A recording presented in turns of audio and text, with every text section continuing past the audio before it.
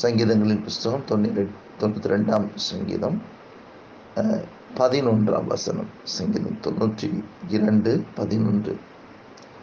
என் சத்துருக்களுக்கு நேரிடுவதை என் கண் காணும். எனக்கு விரோதமாய் எழும்புகிற துன்மார்க்கருக்கு நேரிடுவதை என் காது கேட்கும்.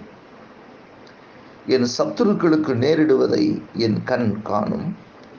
எனக்கு விரோதமாய் எழும்புகிற துன்மார்க்கருக்கு நேரிடுகிறதை என் காது கேட்கும். கர்த்தருக்கு மகிமை உண்டாகட்டும். இந்த நாளில் கர்த்தருடைய வார்த்தை சொல்லுகிறது,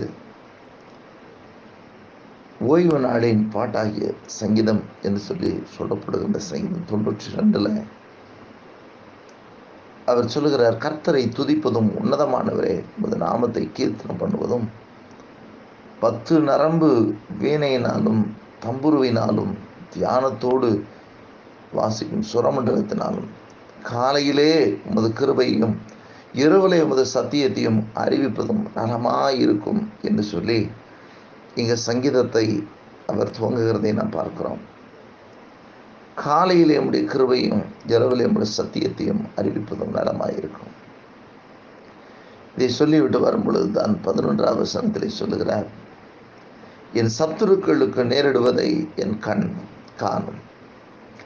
எனக்கு விரோதமாய் எழும்புகிற துன்மார்க்கருக்கு நேரிடுவதை என் காது கேட்கும்.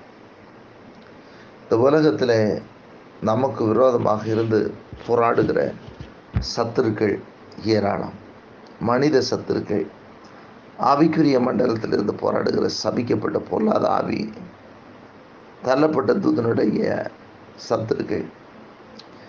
இந்த சத்துரு நம்மை தேவனை விட்டு விலகி இருக்க செய்ய நினைப்பது, தேவனுக்கு பிரியமானதை செய்ய விடாதபடி தடை செய்கிற இந்த சத்துருக்களுக்கு நேரிடுகிறதை நம்முடைய கண்கள் காணும். ஆகவே இதை நீங்கள் சொல்கிறார், என் சத்துருக்களுக்கு நேரிடுவதை என் கண் காணும். நாம் கூட பார்க்கிறோம், இஸ்ரவேல் ஜனங்கள் தேவனை ஆராதிக்க போக விடாதபடிக்கு தடை பண்ணினார். ஆண்டவர் சொன்னார், இன்று கண்ட எகிப்தியனை இனி நீ காண்பதில்லை என்று சொன்னார். அந்த எகிப்தினுடைய வல்லமைகள் இல்லாமலே போனது. அதே போல கர்த்தர் நமக்கு விரோதமாக இருக்கக்கூடிய சத்துருக்களுக்கு, நமக்கு விரோதமாக எழும்பி நின்று போராடுகிற சத்துருக்களுக்கு நேரிடுவதை நாம் கண் காணும்படி செய்வார். நமக்கு விரோதமாக எழும்புகிற துன்மார்க்கருக்கு நேரிடுகிறதை நம்முடைய காதுகள் கேட்க செய்வார். கர்த்தருக்கு மகிமை உண்டாகணும். அவர்களை நீ தேடி காணாதிருப்பாய் என்று சொல்லி ஆண்டவர் சொல்லியிருக்கிறார். நமக்கு விரோதமாக எழும்புகிற சத்துருக்கள், நமக்கு விரோதமாக எழும்பக்கூடிய துன்மார்க்கர், என்னுடைய கூட்டங்கள் முன்பாக முறியடிக்கப்பட்டு போகிறதை பார்ப்போம்.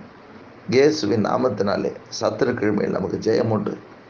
சர்ப்பங்களின் தேள்களை மிதிக்கும் சத்துருடைய சகல வல்லமை மேற்கொள்ள அதிகாரம் கொடுத்த இயேசு கிறிஸ்துவின் நாமத்தினாலே நமக்கு விரோதமாய் எழும்பின, போராடின, சபிக்கப்பட்ட சத்துருக்களை கர்த்தர் நிர்மூலமாக்கி போடுவார். அவைகள் இல்லாமல் போகும். அது இல்பொருளாய் போகும். ஒரு வழியாய் வந்தது 7 வழியாய் ஓடி ஒளிந்து போகும். இயேசு கிறிஸ்துவின் நாமத்தினால் ஜெயம் கொடுக்கிற தேவனுக்கு ஸ்தோத்திரம். நமக்கு ஜெயம் கொடுத்து நம்மை ஆசீர்வதிப்பார்.